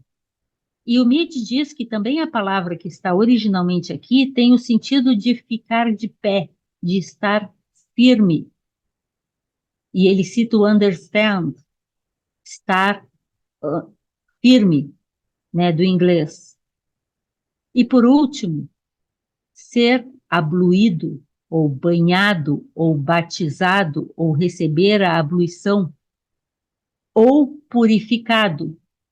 Em recebendo essa purificação, eu poderia purificar, eu poderia batizar, ou abluir, que é uma palavra técnica. Então, se desesperem agora, porque após tudo isso, ele diz, e agora responde ao meu dançar. E aí começa a dança da graça. Não é por acaso, quer dizer, desculpa, minha intuição, na minha compreensão, a sensação que eu tenho em relação a isso é que Jesus pediu, façam um círculo. Invocou o pai, a mãe e o filho, 3 vezes, que são representados por outros nomes também e outras forças. E aí ele diz, eu posso dar a salvação porque eu alcancei a salvação. Eu posso levar a libertação porque eu alcancei isso. E ele fala, então, sobre o salvar, o libertar, o desfazer-se, desmanchar-se, o gerar, o alimentar, o ouvir, o gnosticar, que é compreensão profunda, e o batizar, que é para ter a purificação. Está assim? Então vamos para a dança. Então vamos dançar. Mas é uma interpretação que eu trago para vocês, para a gente conversar. E um monte de gente levantando a mão. Vamos lá. Vaniriri. Ah, peraí. Foi. Adoro. Bom, vou colocar também a forma como eu entendi essa dualidade. Na página 83, no segundo parágrafo, ele coloca que é bem conhecido que em certas tradições de gnoses, a alma humana foi relacionada com a ovelha perdida, com o sofrimento de Sofia. Quando o Salvador vem buscá-la em casa, a fim de libertá-la do sofrimento e uni-la a si mesmo. Ou seja, a alma humana e o Salvador não são duas coisas, são estados de consciência diferenciados. Que devem ser reunidos. Devem ser Esse é o casamento. Exatamente. Sem estados diferenciados, vamos chamar de único ser, porque Pitágoras vai dizer, e aqui também tudo é um. Então, eu ainda vejo como uma figura de linguagem desse mesmo ser falando a respeito de diferentes estágios de consciência em que se manifesta. Ou seja, nós aqui, né, enquanto sendo salvo, né, e eu mesma, num outro estado, quando a minha consciência mudar, de salvar. Porque também eu ainda penso nessa tecla, para não viajar e distorcer muito do texto. Todas as outras versões vão falar, Jesus colocou-se no centro e fez com que ficássemos em volta. Então, também, ele tem uma clareza. Então, é só, para mim, faz sentido isso, estou só trazendo. E, se me permite, tudo bem? Se me Sim. permite, essa e tem que ter uma coerência. É um rito, tem que ter uma coerência na sequência, né? E é isso que eu estou tentando entender. Não estou tentando dizer o que é, porque eu não lembro, eu não sei se eu estava lá. Mas tem que ter essa coerência nessa sequência, nessa invocação, né? E a dança acontece, talvez, no meu olhar também, e por isso que ele pede para responder ao dançar, justamente como a gente acabou de ver, porque o um se fez dois. Porque a dualidade existe. Porque eu, sendo una, tenho diferentes camadas de estágios de consciência. E isso é uma dança, né? Então faz todo sentido ele me convocar em seguida para dançar. Que legal isso que você disse. O um se fez dois. Sim, é exatamente isso. Ele invocou o pai, a mãe, que torna possível fazer dois, e o três, que torna possível a nossa existência. Quando dois se faz, o três já está ali. É o que você falou do triângulo, né? Imediatamente, a hora que o dois se faz, embutido nisso, o terceiro já está. Não tem como dois... A visão pitagórica mostra muito. Eu ia perguntar se você estava falando de Pitágoras. Aproveitando, mas na geometria... Eu não sei se o pessoal consegue me ver aqui, mas não sei se dá para ficar grande. Se eu tenho um... Opa, deixa eu ver como que eu vou mostrar isso. Colocar o círculo do 1. Não sei se... Tá dando para ver. Uhum. Tá dando para ver? Tá. O ponto no centro, que é a geração do pai. É o A hora que que eu começa. projeto o pensamento nas minhas águas, tá? Uhum. Eu projeto um segundo círculo.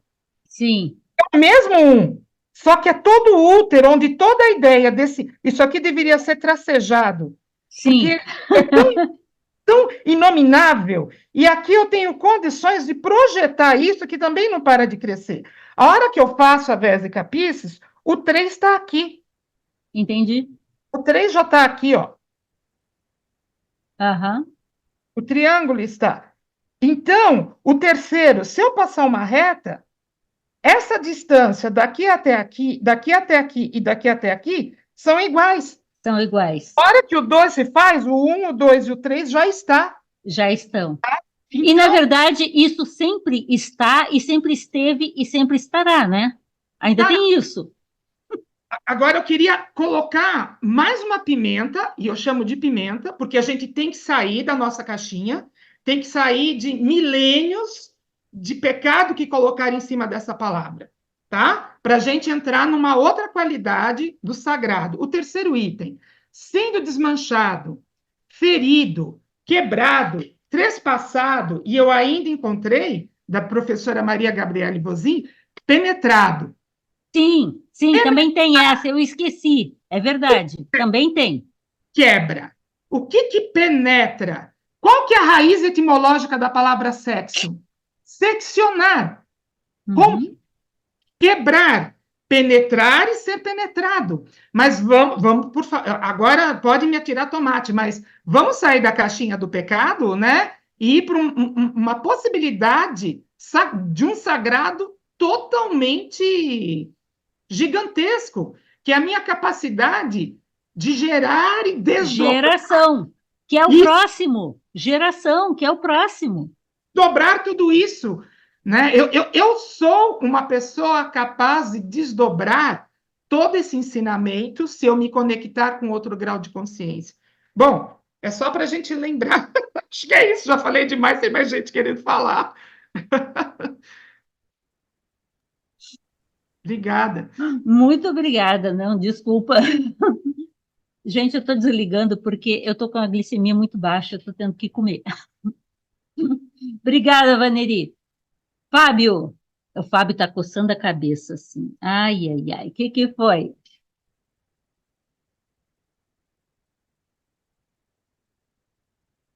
Como disse Jesus, nós precisamos entrar na dança, ou então a gente vai dançar.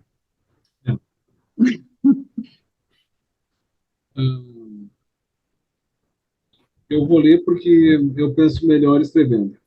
Sim, senhor. Tá? Eu fico com essa interpretação aí é o que parece mais, sei lá, que mais fecha com pelo menos a tradução então que eu tive acesso, né? De um só ao centro e os demais na roda, sendo que esse um ao centro, Jesus, né? Vamos deixar assim. O que eu entendi então, o que eu penso sobre o uso desses verbos, que o Mahatma ele manifesta o Cristo ou Logos durante esse rito, de forma que ele lembra da sua opção em encarnar-se para prosseguir seu caminho de caridade, apesar de já ter atingido a plenitude. Essa opção ele revela no verso mais adiante, quando ele parece que nos fala que tu que danças, entende o que eu faço, pois tua é a paixão humana que eu estou para sofrer. Aquele que dança é aquele que está encarnado e que agora vivo. Muito bom, muito boa. Boas. Olha, gente, quanta coisa para a gente intuir, sentir. Segue, Fábio, por favor. Não, é isso aí. Eu o tempo inteiro eu vejo apenas um no centro, fazendo primeiro demonstrando para todos aqueles que estão ali a opção dele de, sei lá, criado em berço kardecista, né? E de estar encarnado, de estar manifestado, trazendo graça, né? Por graça, e dessa forma se conectando ao Cristo, né?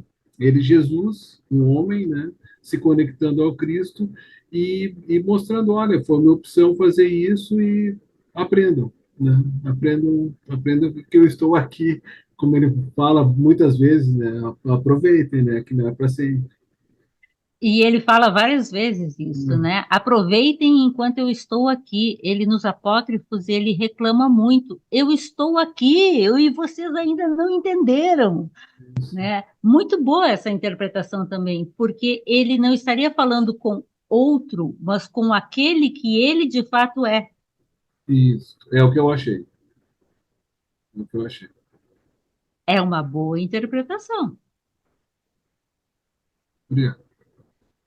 Obrigada, Fábio. É a Cristina? Cristina? Oi, eu tinha interpretado, quando eu vi o vídeo da semana passada, a Vaneri tinha falado de penetrar, só que a minha interpretação de penetrar é em sentido energético. Eu tenho a capacidade de entrar em sintonia com todos vocês e vocês vão ter essa mesma capacidade de entrar em sintonia a partir, né? Tipo, eu vou penetrar no outro, penetrar no todo, né? todo. Sim. É isso.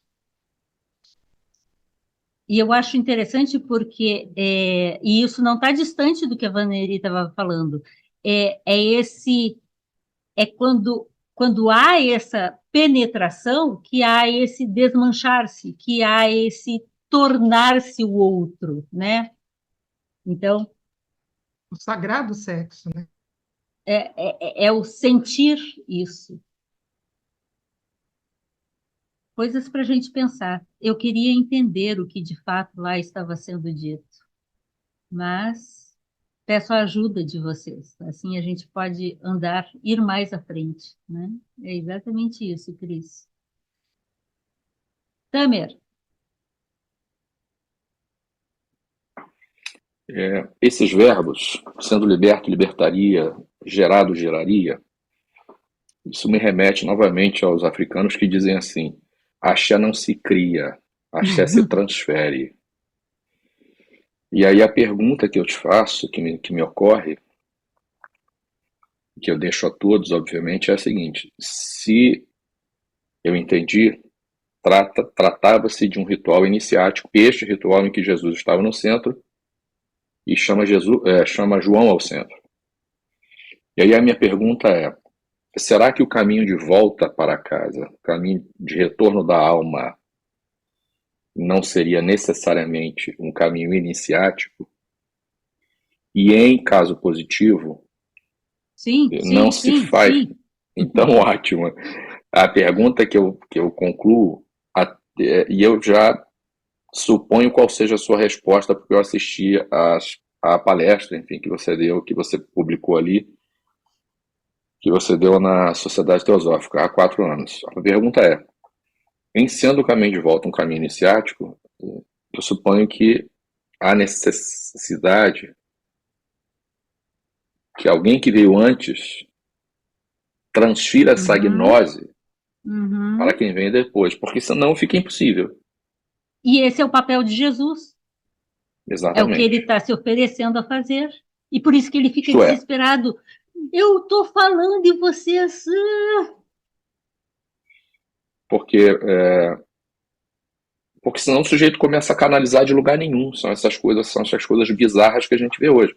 Porque se não é uma transmissão da gnose por uma consciência que veio antes, e que respeita uma tradição, não tradição no sentido ortodoxo. Conhece o caminho.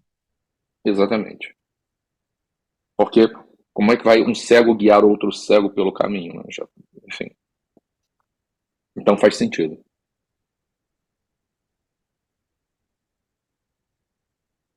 Muito bom, muito bom.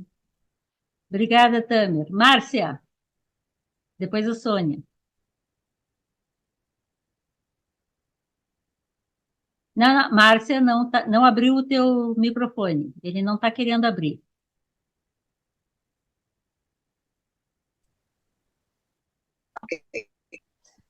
Olá, todo mundo. Eu estou aqui me sentindo há um tempão assim muito crua em todos esses conhecimentos, esses entendimentos, né? e falei, nossa, estou voando. Mas aí eu comecei a fazer várias associações que talvez possa trazer alguma coisa é, que possa colaborar, né? Essa coisa do... Alguém falou sobre, sobre você falar de um jeito, a questão das traduções, né? De que cada visão de mundo é única e você pode se referir a alguma coisa de diferentes maneiras, é, e nada pode afiançar que você está tratando exatamente da mesma Da coisa, mesma coisa. mas daquilo que significa para você, como é que você consegue realizar dentro de você uma determinada ideia. Pode ser a mesma ideia, provavelmente seja, mas cada um faz de um jeito, né? Outra coisa que eu gostaria de falar é que quando ele fala desmanchado, desmancharia, quebrado, trespassado, e o Tamer não, foi a Vaneri que falou sobre penetrado, né? Eu fiz uma associação com o que a gente chama em psicanálise de uma conversa criativa, de uma conversa que pode vir a trazer uma nova ideia, uma saída, né? Uma mudança de rumo, né? Então, a gente, na psicanálise, a gente usa esses termos sexuais com muita frequência, né? Então, numa conversa terapêutica, vamos pensar assim, tem essa coisa, se a palavra de um não penetrar o outro, não há geração de novos pensamentos. Então, era isso que eu queria falar, e achei tudo muito difícil de entender. Outra coisa que me ocorreu muito, essa coisa da mandala, que eu sempre fico grilada com o que significa exatamente uma mandala. Eu sei que é uma figura linda, tem mandalas maravilhosas, né? Mas agora seria né, o ciclo da vida, o infinito, né? E a roda também, essa coisa da roda, tem a brincadeira de roda, tem os índios dançam em roda, São mandalas. são mandalas, e eu me lembrei de um padre que eu conheci na minha infância, que construiu em Brasília, em Taguatinga, uma cidade satélite, uma igreja que, aliás, por causa dessa conversa, eu fui no Google para ver como é que estava aquela igreja hoje, porque ele construiu a igreja de São José, a paróquia de São José em Taguatinga, redonda, circular, e o altar ficava no centro. E esse padre é um personagem muito importante na minha vida. Ele teve assim ele teve influência muito grande e eu intuí assim uma certa honestidade nele, sabe? Ele era um homem de uma bondade, de uma sinceridade, assim, aliás, uma franqueza muito grande muitas vezes. E ele fez isso sem explicar para ninguém. Mas agora eu me lembrei daquela igreja e quando eu fui na internet buscar isso já faz décadas. Já mexeram em tudo, botaram umas arquibancadas para cá, os negócios para lá. Então, mas assim, e eu me lembro que eu participei de algumas cerimônias, algumas missas, né, que ele fazia com as crianças, e ele colocava as crianças em pequenos círculos na missa. Não deixava todo mundo assim assistindo. Espalhado. Botava pequenos círculos de crianças para que todo mundo pudesse se ver e conversar. Então, essas Centros coisas, de concentração, concentrando a energia deles ali, em pontos.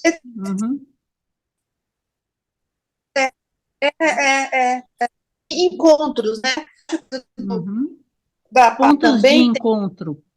Pontos de encontro que tem, né, uma força incrível, a palavra tem uma força incrível, e a penetração, e nesse sentido também aqui do desmanchado, de quebrado, traspassado, eu fiquei pensando na transmutação, que você pode ser transmutado em outra coisa, né?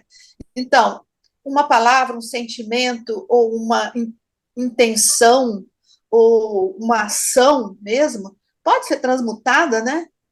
E ele disse, se eu posso ser transmutado, você pode ser transmutado, né? Então, eu acho que aponta tudo para a unidade mesmo. Eu fico pensando desse modo. Muito interessante.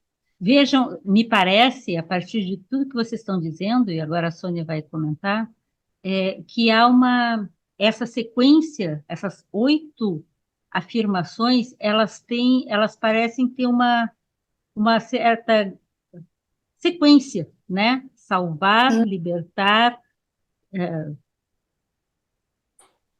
o que for aqui, né? Que gera, e eu acho que transmutação cabe aqui, exatamente, é uma opção. Muito bom.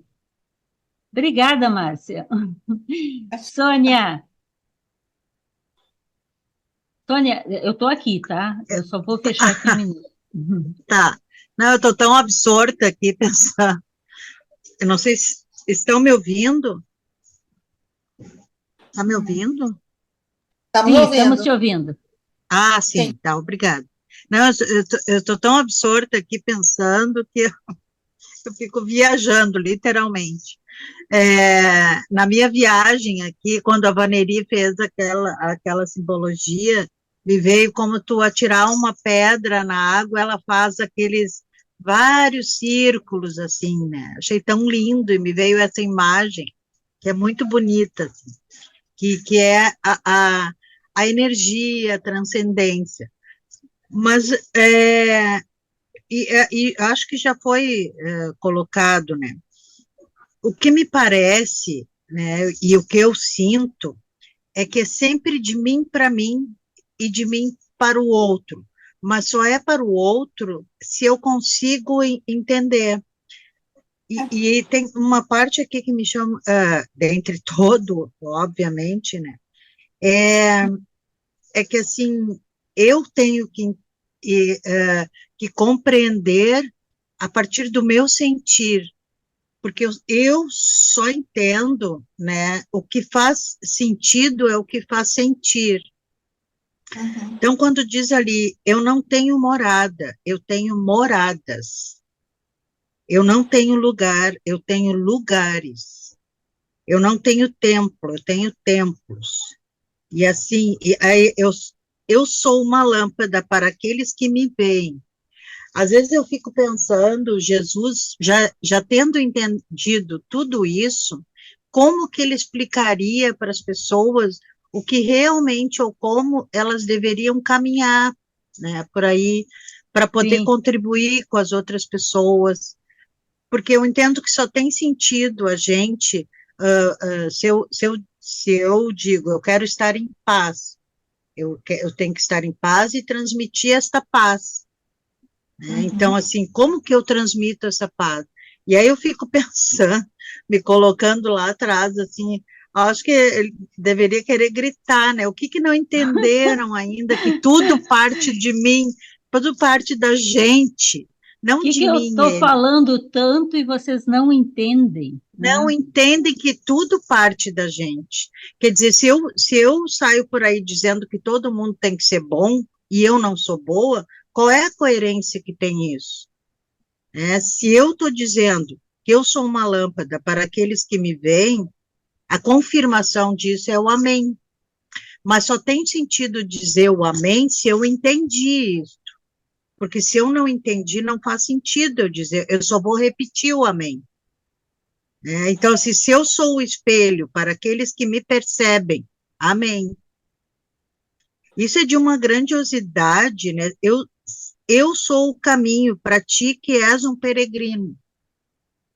Então, assim, é a velha história de dar o exemplo, né? Se eu estou dizendo algo, é como a educação, né, de um filho. Se eu estou dizendo para o meu filho, não mente, né, não é feio mentir, ou não tenho tolerância à mentira, e se ele me pega num ato mentindo, que verdade que eu estou transmitindo? Então, para mim, esse hino, o meu sentir, né, tudo o tempo todo, é um ensinamento para eu poder, eu realmente entender e poder transmitir aos demais, e com verdade e com sentido, senão é simplesmente uma retórica, tipo que tu falaste, né, Pai Nosso que está, Om, Mani Padme Hum, e por aí vai, né, uma repetição, assim, papagaia. Uma repetição vazia. né? Com todo respeito aos papagaios, mas é uma repetição, né? É, mas eu fiquei viajando aqui, enfim, é que para mim só faz sentido se eu realmente compreendo que E eu acho é que isso, né? eu acho E que assim, essa uma passagem pergunta, é, e uma pergunta só, não para atrapalhar o todo, mas assim, depois, num outro momento, é que ou eu perdi, é que eu não li todo ainda, né? Mas a questão dos 12, a questão dos ah, 12 me chama a Sônia, atenção, assim. espera um pouquinho, espera um pouquinho. Sim, os 12 que a gente estava vendo antes, né? Exato. Tá certo. Fala aí Não, não dos precisa 12. ser agora, Não, não não, precisa ser agora, é só por porque eu favor, não, desculpa, eu que te cortei. não, é porque eu queria só fazer esse comentário sobre o Uhum. hino, o que eu sinto, e também fazer esta pergunta, porque eu perdi, porque eu recebi o meu livro hoje, então eu não consegui ler tudo ainda, eu não cumpri as tarefinhas todos os tempos, Vou não tirar cumpri ponto, todos, viu? Vou tirar por ponto. favor. E aí eu acho que eu me perdi na história dos 12. Mas, Que a gente enfim, estava falando aqui atrás. isso depois. São muitas Isso depois. possibilidades de interpretação desses 12 também, né? Ah, tá. Não, Por isso tudo que eu bem, estava uma outra falando. hora a gente aprofunda, então. Só um minuto, aproveitar, desculpa entrar assim, mas Sônia, está fazendo todo sentido o que você fala, que essa parte dessa Sim, intensidade que você precisa ter nessas últimas frases do hino, só pode ocorrer, você só pode ser lâmpada e tudo mais, se você fizer a transmutação, que a gente acabou de discutir na fase anterior. Salvaria, se você se quebrar, se você se libertar. Então, tem um processo iniciático nesse primeiro começo, você entra na Exatamente. dança, Exatamente. e depois de entrar na dança, você alcança esse grau de integridade aqui que você está me. E que, lamentavelmente, nem todos que entram na dança conseguem. Eu acho que é isso que ele fica tentando. Eu também consigo pensar assim dele gritando assim, por favor, escutem, né?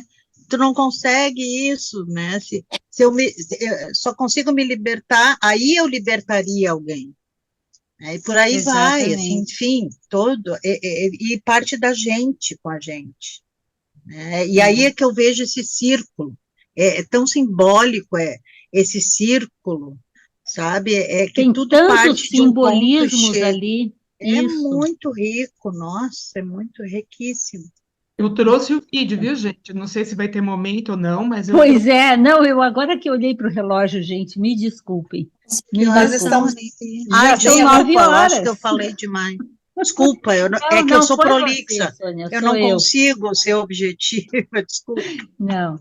Olha só, gente, Isso que a sua glicemia está caindo, Jane. a minha glicemia está caindo, não, ela foi a 40.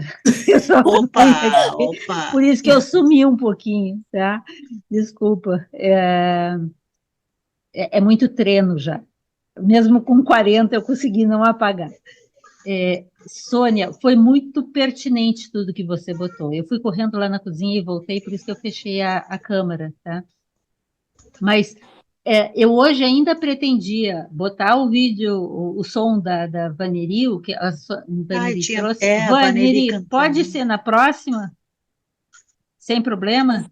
Sem Porque, problema. ó, eu pretendia ainda a gente discutir a questão das forças, da música, da dança, que a Sônia já trouxe em parte, e eu pretendia andar um pouco mais, mas desculpem, já são 9 horas, a gente já passou muito do tempo, eu quero Eu pedir que acho a que nós vamos gente passar a Páscoa com ele.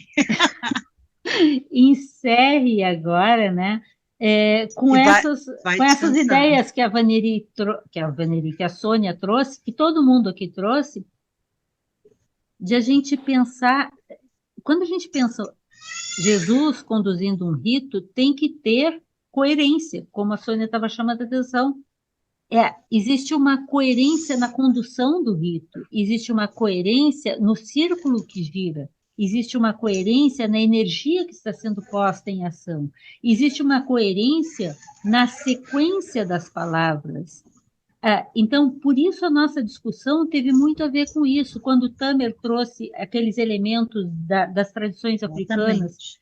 quando o Fábio falou, e Fábio, eu também preciso escrever, porque senão eu me perco nas palavras, sobre o que a gente já tem de referências e como ali essas referências foram colocadas, as energias do alto e o funcionamento aqui, tudo isso que veio sendo trazido, sim, a Márcia trouxe a questão da psicanálise, que é óbvio, que é, assim, é falando de psique, isso aqui funcionou entre o psíquico e o espiritual. O corpo é simplesmente a base física ali para essas coisas estarem acontecendo, mas elas estão num nível muito mais alto. Então, a nossa próxima discussão vai ser na próxima reunião, mas seria sobre a questão da dança, que eu já deixei as coisas prontas, né? E em meio ao movimento, quem não dança não sabe o que está acontecendo, né? Então, eu fui trazendo várias coisas, e aí a gente vai começar a dançar na próxima reunião, tá? Então, já estou convidando aqui vocês, tá? Para a gente entrar na dança.